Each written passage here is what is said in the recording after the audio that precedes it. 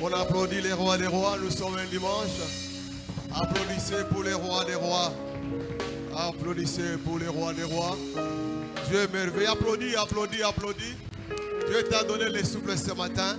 Il faut l'applaudir. Merci beaucoup. Amen, amen. Tu peux m'aider à saluer 3-4 personnes. Tu lui dis bonjour, comment ça va? Seul un peu ton voisin, tu lui dis bonjour, comment ça va? Tu lui souhaites un bon dimanche ce matin. Avant qu'on s'assoie, nous allons lire un verset. Nous sommes dans 1 Thessaloniciens.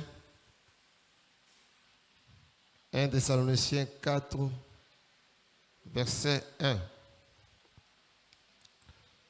1 Thessaloniciens 4, le verset 1, nous lisons au nom de Jésus.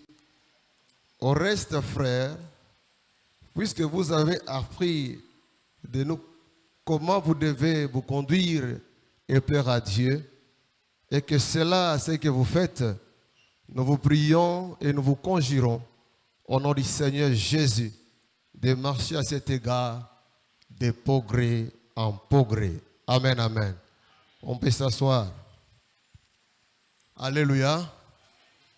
Avant que nous puissions continuer, je voudrais m'acquitter de ce devoir, de dire merci à notre Daddy, Papa béni, pour cette marque de confiance qu'il m'a donnée ce matin. C'est lui qui devait prêcher, mais parce qu'il a eu confiance en moi, il m'a donné cette charge. Papa, je suis reconnaissant. Vraiment, je suis reconnaissant. Merci aussi à Maman Gloire, son épouse, parce que derrière un grand homme, il y a toujours une grande dame pour les conseils qu'elle ne sait jamais donner à notre Daddy.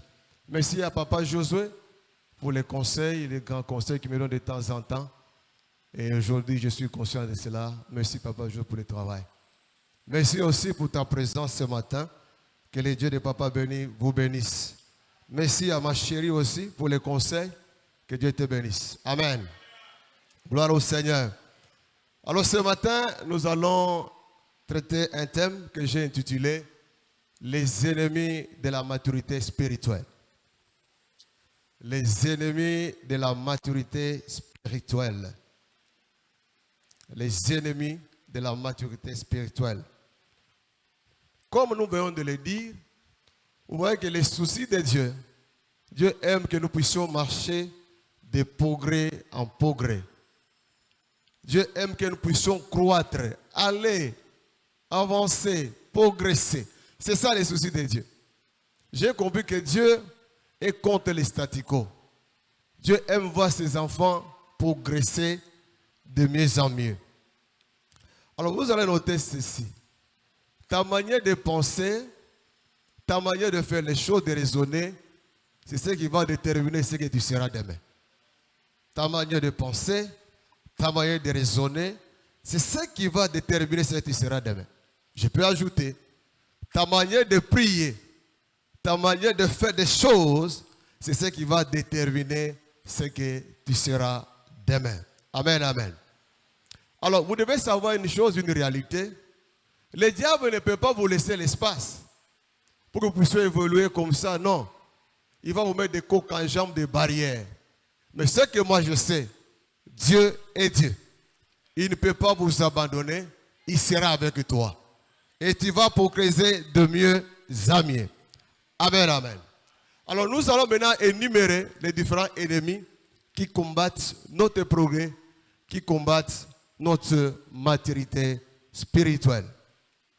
Le premier ennemi, le manque d'intimité avec Dieu. Le manque d'intimité avec Dieu. Lorsque nous parlons du manque d'intimité avec Dieu, c'est quoi?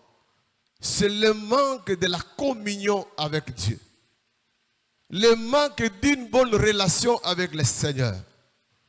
Ces derniers temps, nous avons constaté une chose, une réalité dans l'église. Nous avons des chrétiens de dimanche. Mercredi, vendredi, les gens ne viennent pas. Mais le dimanche, on est là plein. Or, un chrétien, celui qui s'appelle chrétien, ils doivent savoir que ce n'est pas seulement le dimanche là où on doit prêcher. Non, non. Même le mercredi, même le vendredi, vous devez être là. Il y a beaucoup de chrétiens qui manquent l'intimité avec le Seigneur. Les gens actuellement, ils sont prêts à passer beaucoup de temps à regarder les films. Quelqu'un peut commencer à te relater l'histoire du film. C'est comme si lui-même il était acteur. Novelas. Quand il commence à expliquer l'histoire, vous sentez qu'il était là-dedans. Quelqu'un peut se sacrifier pour aller au match. Je me rappelle, c'était à l'époque, quand j'étais encore responsable au 3e culte. Dès qu'il y a un match de Léopard, Barcelone, Real, en tout cas, si j'ai quelques personnes, ça sera beaucoup. Tout le monde, c'est au match. Pourquoi? Les gens n'ont pas le temps de communier avec Dieu, de chercher l'intimité avec le Seigneur. Mais s'il faut aller des choses de fidélité, ils sont prêts. Il faut chercher à être dans la présence de Dieu. Il y a des choses qui font en sorte que la personne puisse en communion avec le Seigneur. Vous avez la prière. Plus vous êtes dans la présence de Dieu, plus Dieu sera avec toi.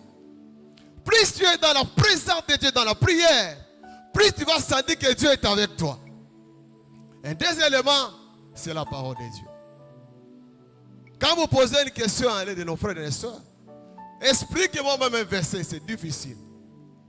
Mais expliquez-moi les matchs. Ah, il va vous donner tous les éléments du match. Ah, Makambo devait faire ceci. Non, d'ailleurs, il devient acteur. Il commence à expliquer. Mais pose-lui la question sur un verset qu'il explique, c'est difficile. Écoutez mon frère, ma soeur. Développe ton intimité avec Dieu. Je me rappelle, quand on était de jeunes garçons, vous savez, les relations avec une jeune fille et un garçon, vous sentez que quand tu ne la vas pas, tu es malade. À l'époque où il y avait des cahiers, et on écrivait, on dessinait un grand cœur. Pour dire qu'en tout cas, chérie, je t'aime.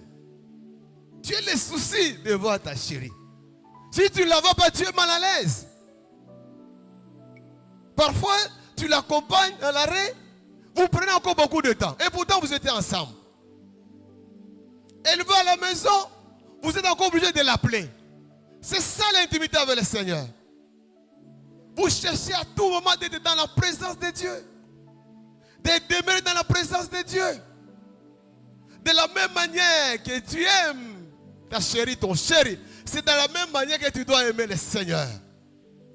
Amen. Même dans la maison, aujourd'hui, quand vous regardez la plupart des parents, ils n'ont pas le temps pour leur chérie. Non. Les affaires, les sorties. Il faut développer votre intimité avec le Seigneur. Tu ne peux pas arriver à la maturité si tu ne développes cette union avec Dieu. Demeure dans la présence de Dieu. Écoutez, notez bien. Celui qui demeure dans la présence de Dieu, il y a des choses qui se manifestent. La première chose, Dieu lui communique sa pensée. Celui qui demeure dans la présence de Dieu, la première chose, Dieu lui communique sa pensée. Nous sommes dans Genèse. Genèse 18, verset 17. Vous allez comprendre, vous qui avez la Bible, c'est l'histoire d'Abraham. Les anges, après avoir fait un grand travail chez Abraham, ils devaient venir aller maudire, détruire Sodome et Gomorrhe. Mais la Bible dit, au verset 17, Dieu dit, comment cacherai-je à Abraham? Vous voyez, la personne qui demeure dans la présence de Dieu, qui demeure dans la prière, Dieu lui communique son passé, son plan. Aujourd'hui, nous souffrons, nous avons des problèmes, des difficultés. Nous prions que Dieu nous aide. Mais tu fais quoi pour développer ton intimité avec Dieu? Tu prends beaucoup de temps dans des bars, beaucoup de temps de futilité. Est-ce que tu te consacres moins pour prier pour lire la parole de Dieu. Demande à ton voisin, est-ce que tu lis la Bible? Non, demande-lui calmement, est-ce que tu lis la Bible? Est-ce que tu lis la Bible? Est-ce que tu lis la Bible? Demande-lui calmement, est-ce que mon frère, est-ce que tu lis la Bible? S'il résiste et retourne même en arrière là, est-ce que tu lis la Bible? Amen, amen. Développe ton intimité avec Dieu. Deuxième chose qui arrive lorsque la personne demeure dans la présence de Dieu, lorsque la personne développe son intimité avec Dieu, Dieu lui communique sa puissance. Dieu lui communique sa puissance. Nous voyons cela même dans la vie de Moïse. Exode 34, 29-30. Exode 34, 29, verset 30, à 30 plutôt. La Bible dit, lorsque Moïse monta la montagne, et lorsqu'il descendait, son visage rayonnait. Je vois même dans l'histoire des apôtres. Lorsqu'ils avaient eu beaucoup de temps dans la prière, la Bible dit que le Saint-Esprit était descendu. Et tous ont commencé à parler la langue. Donc il y avait une puissance, un vent nouveau qui était tenté dans leur vie. Pourquoi? Parce qu'ils étaient réunis, ils étaient en train de prier le Seigneur. Ils étaient dans la présence de Dieu. J'ai pris ce matin que la présence de Dieu puisse te donner la joie et la puissance de Dieu. Plus vous demeurez dans la présence de Dieu, plus il y a la puissance de Dieu qui descendra sur vous. La Bible dit le même jour, ils ont gagné 3000 âmes. Pourquoi? Parce qu'ils étaient dans la présence de Dieu. Ils étaient demeurés dans la présence du Seigneur. Vous voulez être puissant? Il faut avoir les moyens de travail. Mais vous ne voulez pas être dans la présence de Dieu. Cherchez l'intimité avec le Seigneur. Tu n'iras pas très loin.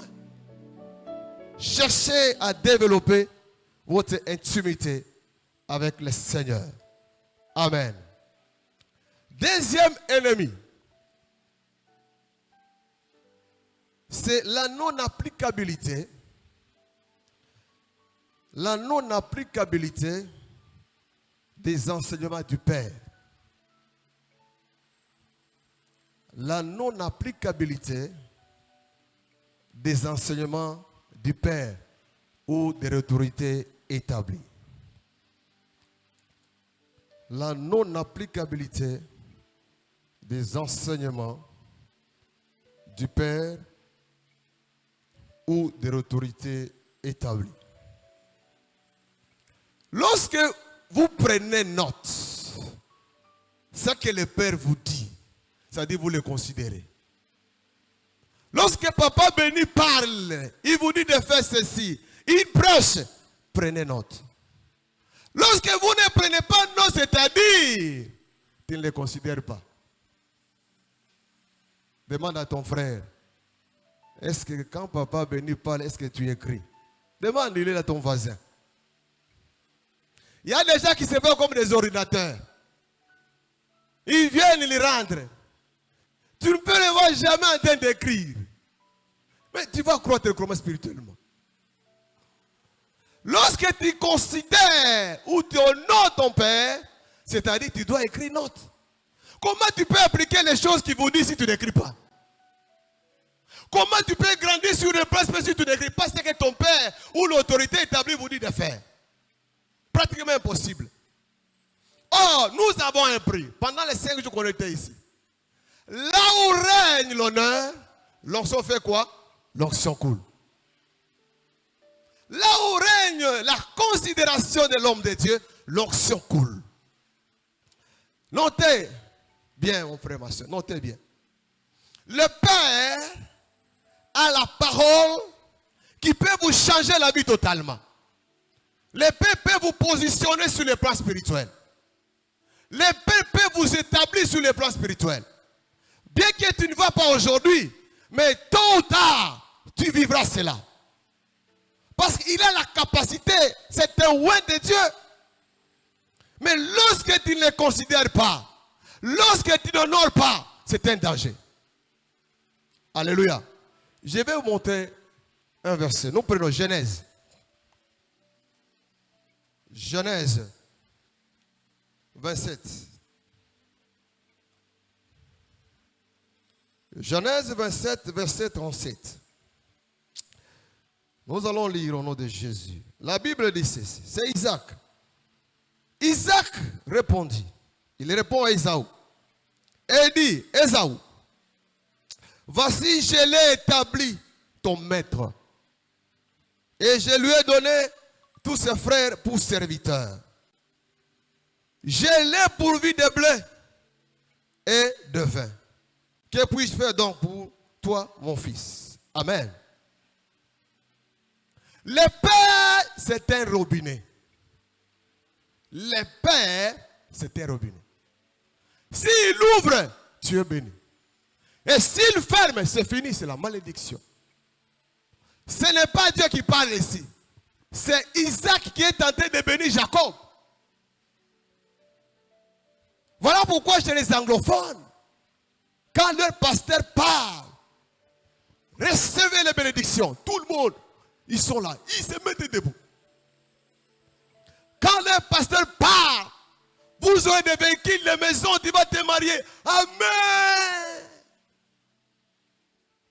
Mais ici, même si tu ne vas pas bénir, dit quoi, à un certain moment, vous sentez, c'est comme si dans l'église, il n'y a pas de mouvement. Non!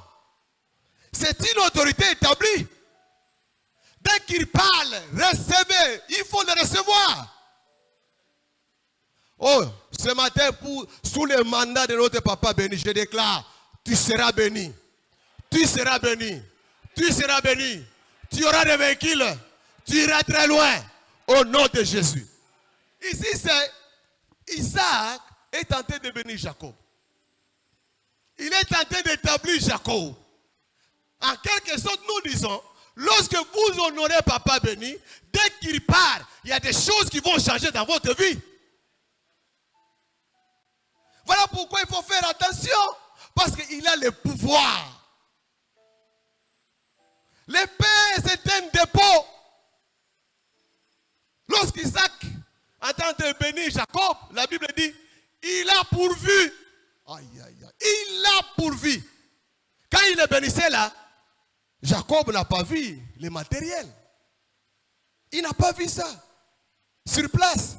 Mais sur le plan spirituel, ces choses-là existaient déjà. Parce que c'est son père qui était tenté de bénir sur le plan spirituel. Voilà pourquoi même lorsque papa béni tenté, je te bénis, sachez que ça va arriver comme ça. C'est-à-dire sur le plan spirituel, c'est déjà là. Reçois seulement.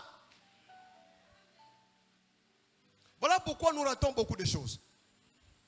Quand le père parle, quand l'autorité parle, tu négliges. Non! Isaac, c'était un homme comme toi et moi.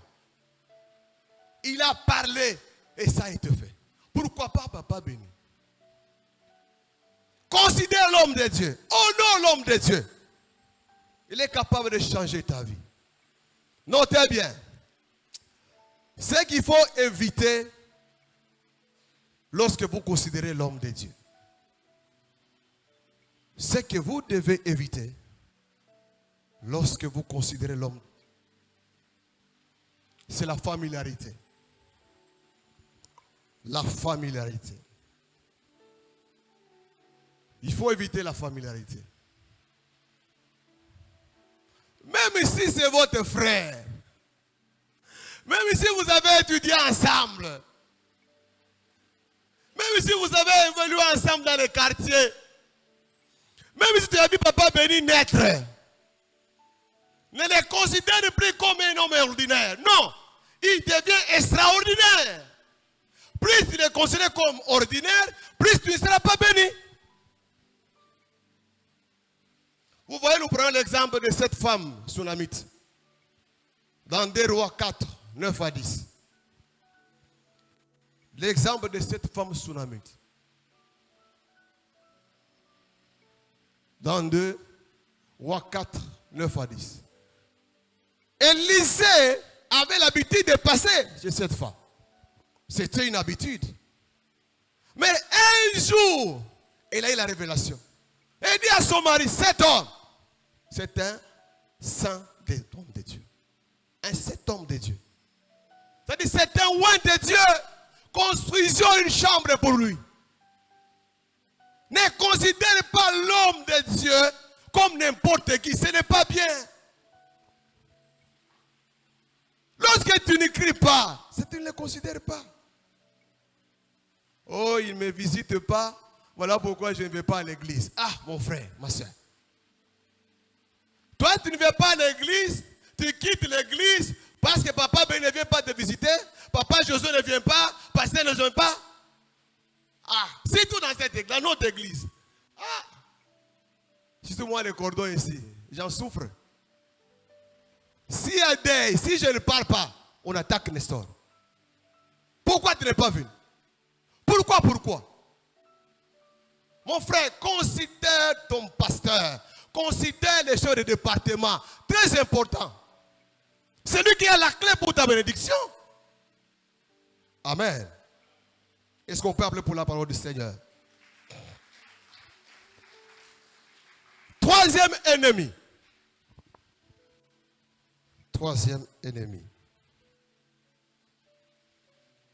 L'autosuffisance.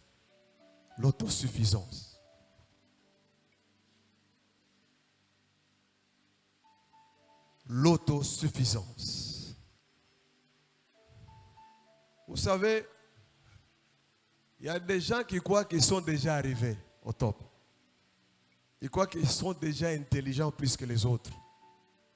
Il se voit, il connaît tout.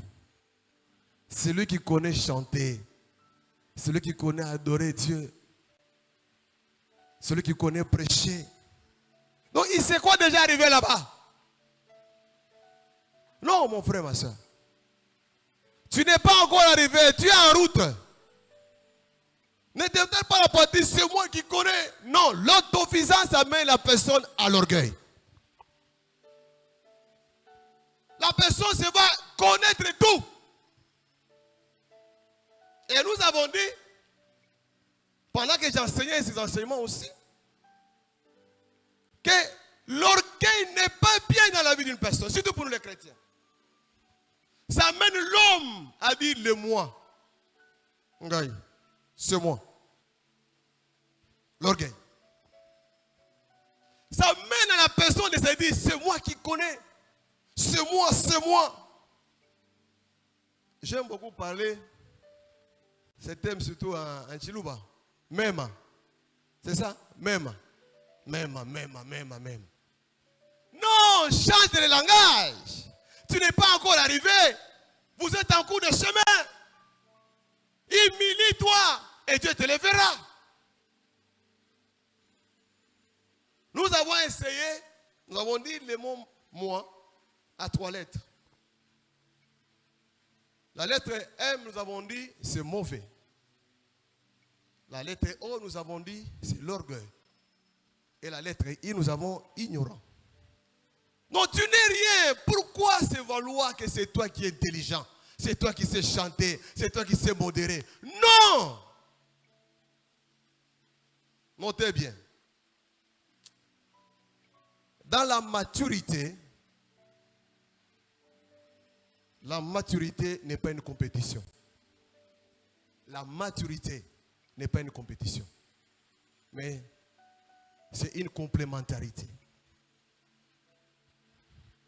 Dans la maturité, il n'y a pas de compétition. C'est moi qui sais. C'est moi qui vais faire ceci. Non, c'est de l'orgueil. Chacun de nous a sa grâce. Et les grâces se complètent pour l'avancement de l'œuvre de Dieu. Mais il y a des gens qui savent quoi être. Écoutez, évitez de vous attacher à votre talent. La grâce, elle est trompeuse. Même les talents, à ce moment, ça va s'affaiblir.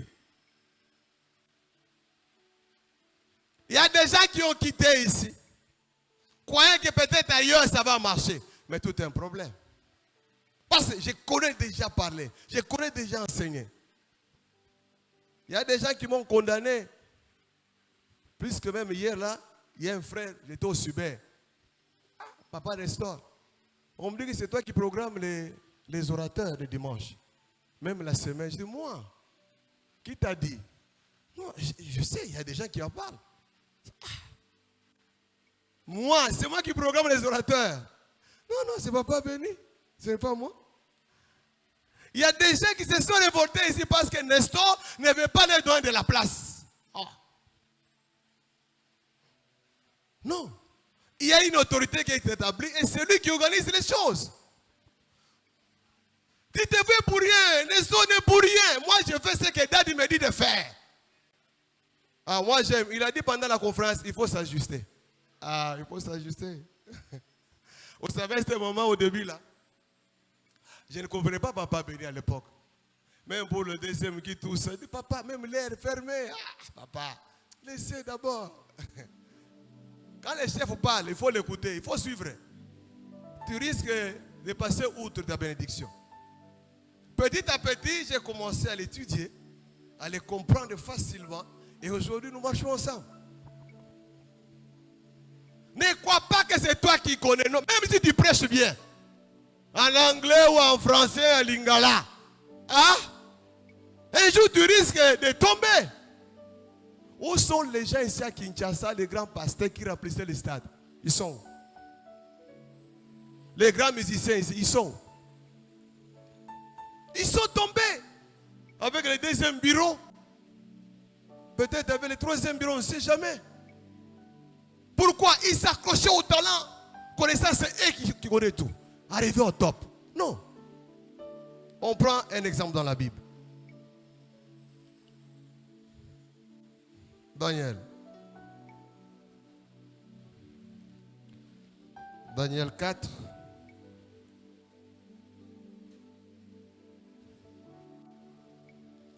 Daniel 4, 30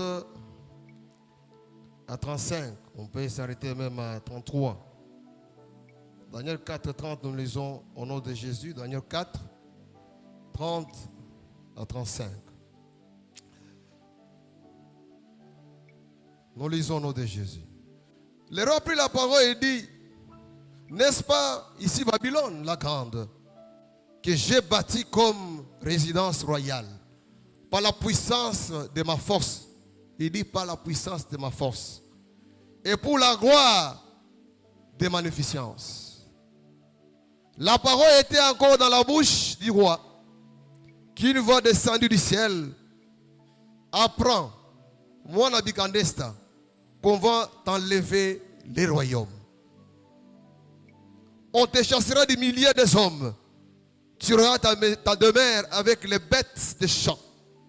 On te donnera comme bœuf de l'herbe à manger.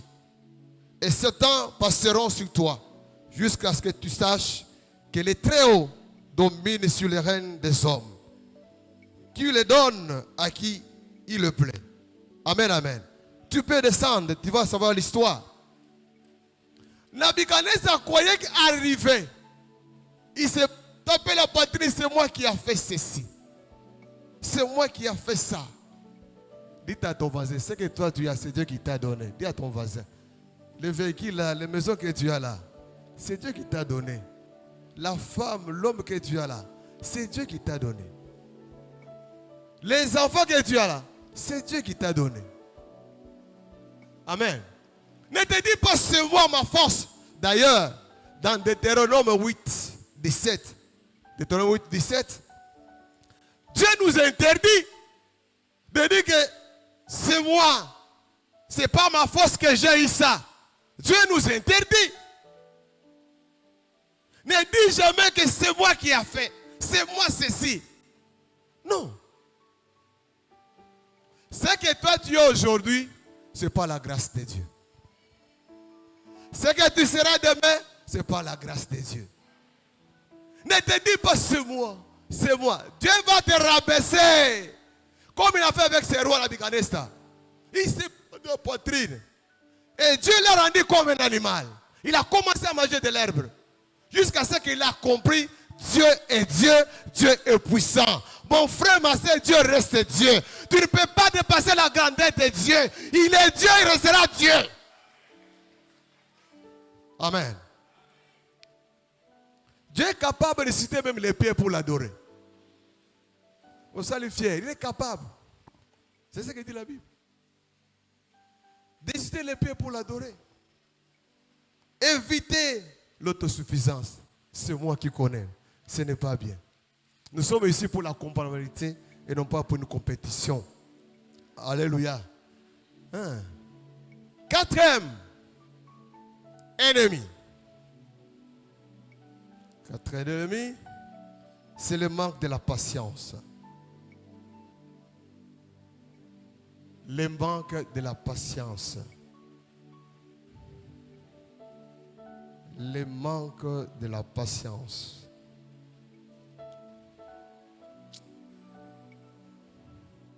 Ecclésiaste 3, 1 à 3 nous dit chaque chose dans son temps. Amen. Il y a des gens qui se sont précipités vite dans le mariage et aujourd'hui ils sont KO. Beaucoup se sont précipités à faire des choses vite parce qu'il a vu telle personne faire ceci. Je vous dis ce matin, ayez de la patience. Dites à ton voisin, il faut avoir de la patience. La patience est une qualité, une vertu. Ne soyez pas pressé, tu risques de tomber un jour.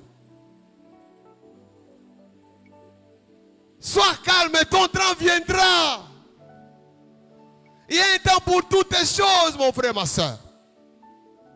Vous voyez? J'ai béni l'Éternel, comme j'ai dit, Messie Adèle, papa Josué aussi. Ah, ce n'était pas facile. Dans de me dire, Nestor, tu vas prêcher. Les deux, c'est toi. Après combien d'années? J'ai patienté. Je n'ai pas été pressé. Je m'appelle un jour, papa Josué, on était dans son bureau, il me dit, Nestor, un jour toi aussi, tu vas prêcher au premier culte. Mais aujourd'hui, je suis là-bas. La patience, c'est une vertu, c'est une qualité. Lorsque tu manques de la patience, tu peux faire des choses qui ne sont pas dans la volonté de Dieu. Et demain, tu vas pleurer, mon frère, ma soeur. Je vous donne un exemple dans la Bible. C'est le cas des enfants d'Israël. Exode 32. Exode 32. Exode 32. 1 à 4. Exode 32, 1 à 4. Les peuples voyant que Moïse tardait à descendre de la montagne, sembla autour d'Aaron et lui dit, allons, faisons un Dieu qui marche devant nous car c'est Moïse. Écoute, il dit c'est Moïse. Cet homme qui nous a fait sortir du pays d'Égypte, nous ne savons ce qu'il est devenu. C'est Moïse. Aaron leur dit, ôtez les anneaux d'or qui sont aux oreilles de vos femmes, de vos fils et de vos filles, apportez-les-moi. Et tous ôtèrent les anneaux d'or qui étaient à leurs oreilles et ils apportèrent à Aaron. Il reçut de leurs mains, jeta alors dans un moule et fit un veau en fente. Donc ils ont fabriqué un veau d'or. Pourquoi? Parce qu'ils se sont dit Moïse a beaucoup traîné là où il est parti. Et pourtant il est parti prier pour leur intérêt. Ils se sont fatigués, ils disent non, ça a beaucoup traîné. Écoutez, Dieu est au contrôle de tout. Ne soyez pas pressés. Dieu te prépare. Parce que tu as vu qu'elle s'est mariée, moi aussi je vais me marier. Tu vas pleurer, tu connais les réalités de mariage. Ce n'est pas facile, hein? Hey. Tu vas fuir. Oui. Dieu te prépare. Sois calme. Ton mariage viendra. Ton travail viendra. Sois calme, mon frère, ma soeur. Écoutez ce qu'il dit. C'est Moïse. C'est Moïse.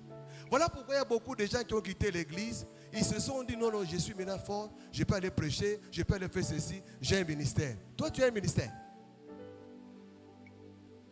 Demandez aux gens. Les pasteurs vont vous dire. Vous croyez que le ministère, c'est ma prêcher? Non. Il y a les obligations familiales qui vous attendent. Le travail qui vous attend, ce n'est pas là où vous devez vous réveiller. Demandez à mon épouse, va vous le dire. Ça fait un mois, depuis que Daddy m'a donné la charge, tout un mois jusqu'à aujourd'hui. Je ne dors pas. Elle est là-bas. Oh, Sakarana Nzambe. Docteur, ce n'est pas facile. De minuit à 2 heures, de minuit à 3 heures. Demandez-le là-bas.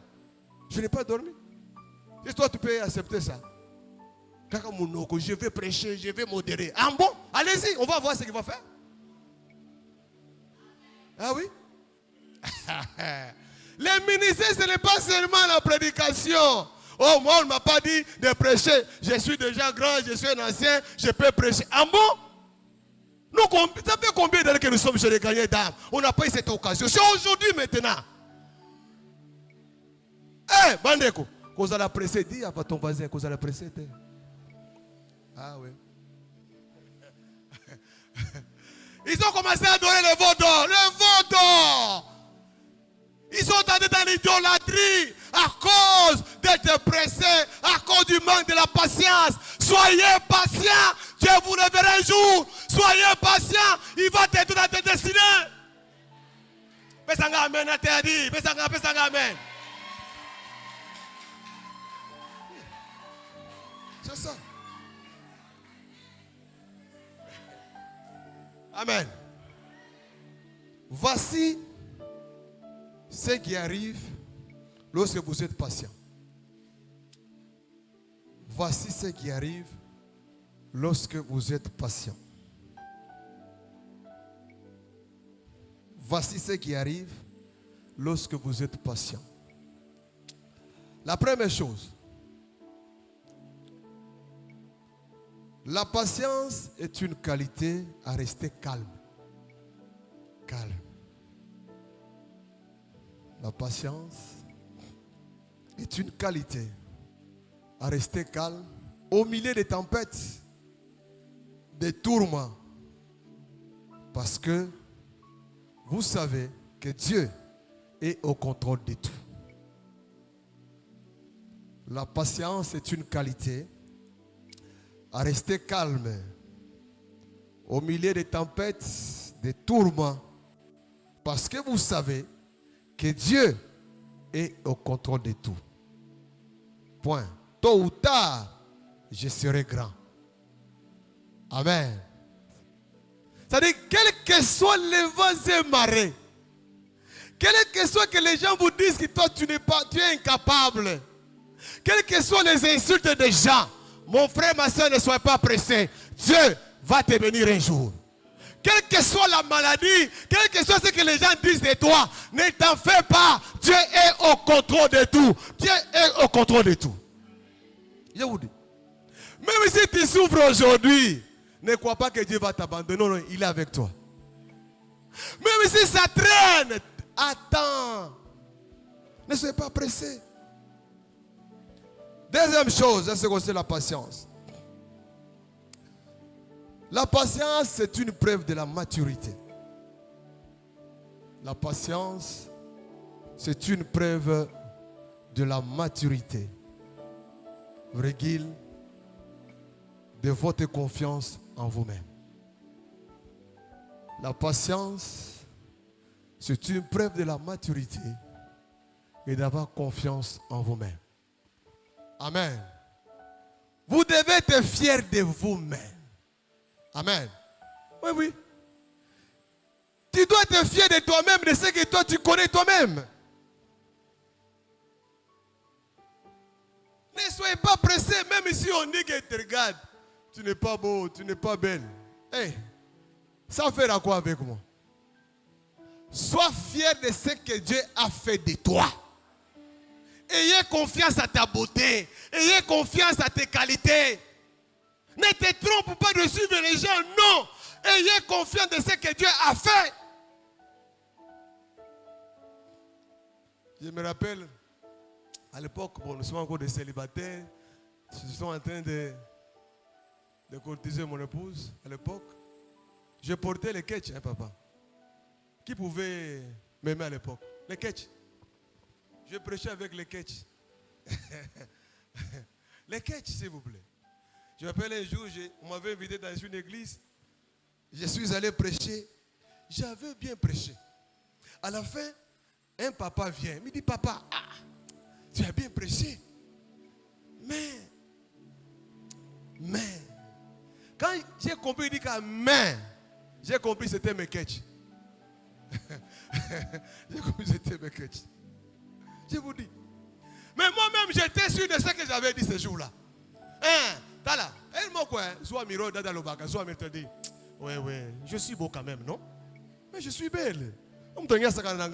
Oh non, je suis quand même beau, je suis belle. T'as là, je te dis, tu es beau, tu es belle. Que personne ne te trompe que vous méritez, ça va venir, c'est en cours de route.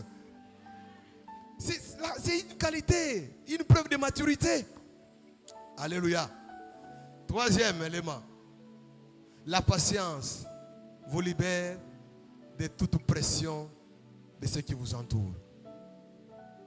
La patience vous libère de toute pression de ce qui vous entoure. La patience. Vous savez, quelqu'un qui est patient, il est calme. Même si on l'insulte, il est calme. Même si on parle du mal de lui, il est calme. Nous sommes des exemples. Gagnez d'un. Nous sommes des exemples. Les gens n'étaient pas sûrs de nous. On nous critiquait. Nestor Ozambiranga. Critiquer. Même c'est que moi j'encadrais, papa. Mes enfants que j'encadrais. Ils me critiquaient. Il y a même ça qui venait à la maison. Mon épouse est là. Il se met debout. Il commence à parler devant moi comme ça. Je dis, Seigneur. Mais il faut être un pasteur. Si tu n'es pas un pasteur, tu ne peux pas tolérer ça. Hein? Oui. Il vous parle, vous regardez, Seigneur. Mais cela n'a pas changé ma vie. Je suis resté tel que je suis et je le serai toujours. Voilà le résultat, c'est aujourd'hui. Ayez de la patience. Amen. Prenez ces versets. Nous sommes dans Hébreux. Hébreux 10. Hébreux 10. 35 à 36. Hébreux. Nous lisons au nom de Jésus. La Bible dit ceci.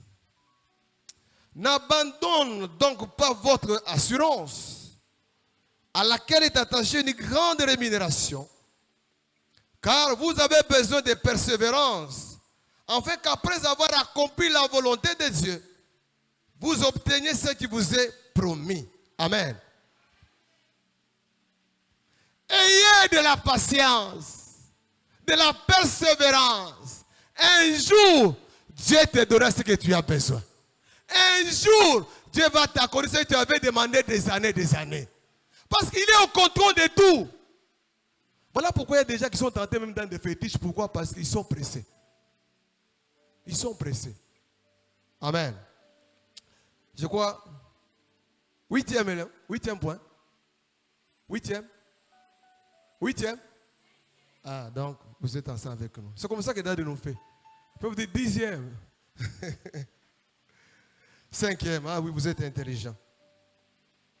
La cupidité. Nous posons bongo. La cupidité. La cupidité. La cupidité, c'est l'amour de l'argent. Actuellement, il y a beaucoup de serviteurs. S'il faut servir le Seigneur, il faut d'abord l'argent. Ils mettent l'argent devant. Au lieu d'abord de voir l'intérêt du royaume de Dieu. Il va d'abord l'argent. L'argent va passer, mon frère, ma soeur. Évitez d'aimer l'argent avant les intérêts de Dieu. Matthieu 6, 33. Ça, on le connaît tous. Beaucoup de gens, je me rappelle, même j'ai un témoignage. Pasteur Dido, tellement qu'il y avait trop de souffrance. Il ne sait pas quoi faire. Il est venu voir Dad à l'époque. Quelqu'un a faim, il a des problèmes. Il vient devant vous, il expose le cas. Il croit que tu vas lui donner l'argent. Mais Dad lui donne son livre quand le Saint-Esprit m'a visité. Il dit, mon fils, c'est ça. Ce qu'il a fait de moi, c'est ça. Je me rappelle aussi, quand Dad avait donné ce témoignage ici, parce que c'est moi qui payais Dad à l'époque quand il était à Kinkole. Parce que Dondé venait, prend l'argent, il lui amène. C'est moi qui paye Dad. Aujourd'hui, c'est lui qui me paye maintenant aujourd'hui. Vous voyez le problème? Ah, au monde. C'est moi qui payais. Et à ce moment, papa me dit au bureau, Nestor, viens. C'est la dernière paye pour, en tout cas, papa béni. C'est fini. Moi, je me pose la question. Ah, bon, ça c'est moi. Je ne sais pas si c'était vous. C'est moi qui raisonne. Ah, c'est son fils biologique. Maintenant, il coupe la prime. Il va vivre comment? Payer la maison. Ah, papa, oui, vraiment, dans mon cœur, là, je me disais déjà sur place. Mais papa prend les décisions comme ça. On peut couper, mais en même temps, quand même, on peut commencer. Il dit non, il doit comprendre, il doit grandir. Ah, je dis, Seigneur, papa, il y a ma casse, hein? Oui. Mais j'ai coupé, s'il vous plaît, j'ai coupé. J'ai dit, bon, papa, donc Dieu va dire à Dadi, bon, à l'époque, Dadi, à l'époque, papa passait béni. Dit qu'on a coupé, c'est fini. Et on a arrêté.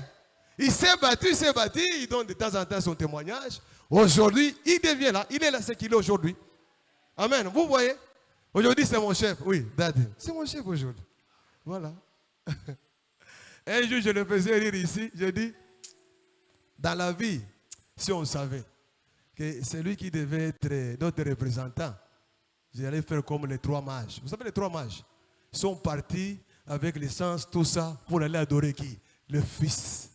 Si je le savais, ah Seigneur, j'allais amener même des chèvres, des vaches ce jour-là. Je n'ai pas ma Kinkole.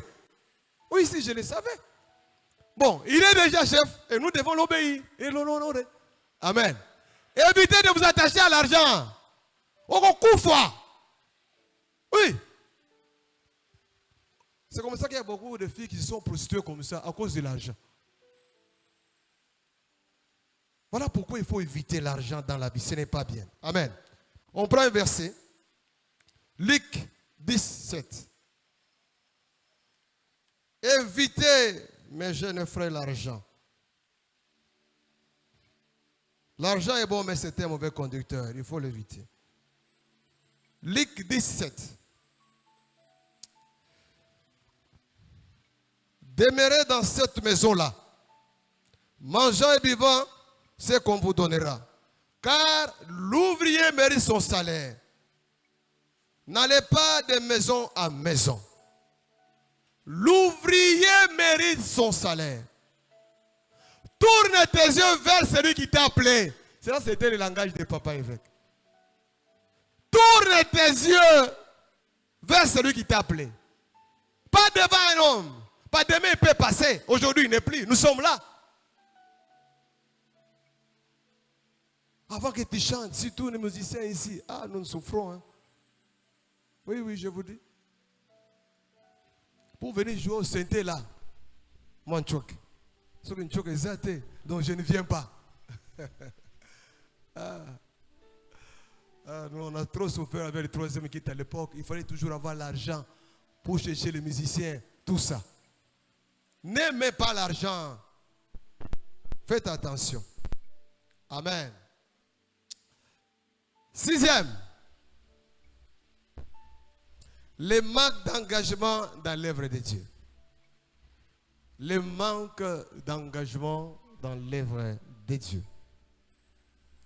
Le manque d'engagement dans l'œuvre de Dieu. Vous savez, beaucoup de gens croient, en servant le Seigneur, tu n'auras rien. Même dans nos familles, moi je me rappelle à l'époque, mon grand frère personnel me disait, mais toi, avec les dieux là, il va te donner quoi? Parce qu'il ne voyait pas un changement. Il va te donner quoi? C'est comme ça on peut vous dire, toi tu vas à l'église, oh jeune, oh, qu'est-ce qu'on a vu comme changement? Écoutez, notez bien. Il y a une bénédiction qui est attachée à ton service. Notez bien. Il y a une bénédiction qui est attachée à ton service. Il y a une bénédiction qui est attachée à ton service. Il y a une bénédiction qui est attachée à ton service. Notez bien. Il y a une bénédiction qui est attachée à ton service. Notez bien. Il y a une bénédiction qui est attachée à ton service. Il y a une bénédiction qui est attachée à ton service. Il y a une bénédiction qui est attachée à ton service. il y a une bénédiction qui est attachée à ton service. Nous prenons un verset. Exode 23, 25. Exode 23, 25. Il y a toujours une bénédiction qui est attachée à votre service. Voilà pourquoi il faut aimer servir Dieu. Exode 23, 25. Nous lisons au nom de Jésus. La Bible dit ceci. Vous servirez l'Éternel votre Dieu. Et il vous bénira votre pain. Et il bénira votre pain. Et vos eaux. Et joignez la maladie du milieu de toi. Prenons aussi Genèse 49, 25. Genèse 49, 25.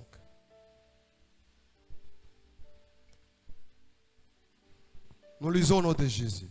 C'est l'œuvre de Dieu, de ton Père, qui t'aidera. C'est l'œuvre du Tout-Puissant qui te bénira. Des bénédictions des cieux en haut, des bénédictions des eaux en bas, des bénédictions de ma mère et du sein maternel. Amen. Il y a une bénédiction qui est attachée à ton service. Engage-toi dans un département. Regarde ton voisin, pose-lui la question. Est-ce que tu as un département ici depuis que tu es là? Tout n'est pas. Si vous avez un département. Tu as un département. Tout n'est pas. Amen. Oui. Il y a des gens qui sont venus ici à l'église, après le baptême, ils sont là. Ils ne veulent pas travailler. Non, il y a des choses auxquelles Dieu peut te bénir. Tout simplement pourquoi? Parce que tu es attaché à un service. Tu es dans un département. Vous savez, il y a des grâces qui se manifestent lorsque vous êtes dans les départements, lorsque vous êtes en train de servir le Seigneur. On nous a enseigné cela même pendant la conférence. Dada donne beaucoup d'exemples. Qui pouvait penser qu'aujourd'hui, ma fille Eunice pouvait commencer à prêcher? Personne. Mais petit à petit. Il faut travailler. Soyez engagés dans l'église. La plupart des gens qui sont bénis, ce sont ceux-là qui sont engagés dans les services à l'église. Et ils prospèrent. Mon frère, soyez plantés dans ton église. Ne changez pas. Soyez plantés. Ne changez pas. Soyez là. Dieu te bénira un jour. Ne changez pas. Soyez dans un service. Tu doutes pourquoi? Oh non, moi je ne serai pas papa Nestor. Ah bon? Non. Petit à petit. Petit à petit. Amen, amen. Soyez engagés dans un service. C'est là où se trouve votre bénédiction. Amen. Je donne un exemple dans la Bible. Vous allez le même à la maison. C'est Zacharie, le père de Jean-Baptiste. Zacharie 1, 8 à 13. Zacharie 1, 8 à 13. C'est le père de Jean-Baptiste. Si vous lisez l'histoire, Dieu l'a visité. Il avait un problème de stérilité. Il ne mettait pas au monde. Mais à cause du service, Dieu l'a visité. Amen. Parce qu'il travaillait dans les temples. Il pleurait nuit et jour parce qu'il n'avait pas d'enfant. À un âge poussé, Dieu l'a récompensé. Je proclame ce soir, mon frère, ma soeur, un jour, Dieu va te récompenser. Même si tu manques aujourd'hui l'argent, oh, les enfants ne viennent pas, les mariés ne viennent pas, continue à servir le Seigneur. Ta bénédiction est attachée à ce service-là. Dieu te lèvera un jour. Dieu va te donner ce que tu as besoin. Soyez attachés à ton service. Amen. Zacharie a été visité. Pourquoi? Parce qu'il était attaché à son service. Mais aujourd'hui, il y a beaucoup de chrétiens qui ont peur. Non, je vais faire... Ah non, je ne saurais pas. Non, venez. S'il faut interpréter, interprète. S'il faut modérer, modère. S'il faut faire, chercher un travail à l'église. Amen. Septième ennemi, c'est la négligence.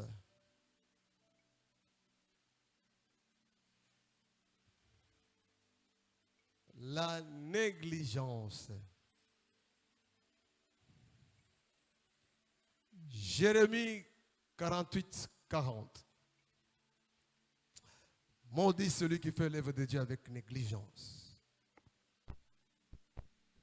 Jérémie 48 et 10.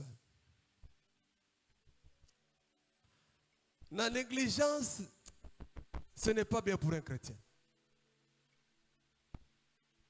Oui, quelqu'un s'il est négligent, même à la maison, vous allez trouver des désordres chez lui. Évite la négligence, vous qui êtes chrétien. Nous prenons un exemple dans la Bible. Daniel 6, 4 à 5. Daniel 6, 4 à 5. Vous allez voir que Daniel, c'était un homme qui ne négligeait pas quelque chose. Nous allons lire quand même ce verset. Daniel 6, 4, 5. Daniel 6, 4, 5, nous lisons au nom de Jésus. Alors les chefs et les straps cherchaient une occasion d'accuser Daniel en ce qui concerne les affaires du royaume. Mais il ne put trouver aucune occasion, ni aucune chose à reprendre, parce qu'il était fidèle et qu'on apercevait chez lui ni faute, ni rien de mauvais. Donc Daniel n'était pas quelqu'un qui était négligent. Mais aujourd'hui, nous sommes bloqués. Pourquoi? Nous faisons un travail avec une négligence. Voilà pourquoi il y a des choses qui ne marchent pas. Pourquoi? Parce qu'on est maudit. Nous avons accepté de servir Dieu, mais quelque part, on est négligent. Je vous dis, nous, on a eu 7 ans de travail avec papa évêque. Je vous dis, ce n'est pas facile. Ce n'était pas facile. Lui, il peut vous appeler même à minuit. Papa évêque. Mon fils, est-ce que tel travail tu as fait? Demain matin, j'ai besoin d'un tel rapport. Tu es obligé de te réveiller, de commencer à faire les rapports. Et le matin, tu dois les saisir pour venir les déposer. C'est là que nous avons appris à travailler, à éviter la négligence. La plupart des gens échouent dans leur vie. Pourquoi? À cause de la négligence. Vous faites un travail avec la négligence, tu ne sauras pas monter, ni progresser. On a cherché par tous les moyens à accuser Daniel. On n'a pas trouvé aucune faute. Pourquoi? Parce qu'il n'avait pas la négligence dans sa vie. Aujourd'hui, dans l'église, la négligence prend la place. Les gens viennent à l'église comme ils veulent. Ils peuvent venir, c'est que mon équipe commence à 7 heures. Ils peuvent venir même à 8 heures. L'église américaine commence à 17h30. Ils peuvent venir même à 18 heures. Ça, c'est une négligence, mon frère, ma soeur. Tu ne seras pas béni. Dites à ton voisin, abandonne la négligence. Dis-lui la vérité, abandonne la négligence. Amen, amen. 8e. 8e. Ce sont les murmures et les plaintes. Les murmures et les plaintes. Les murmures et les plaintes. Les murmures et les plaintes. C'est ce que nous allons voir prochainement si Dieu nous en donne le temps. Amen, amen. On applaudit le Seigneur. On applaudit les rois des rois. Gloire au Seigneur. Nous pouvons nous mettre debout. Nous allons prier.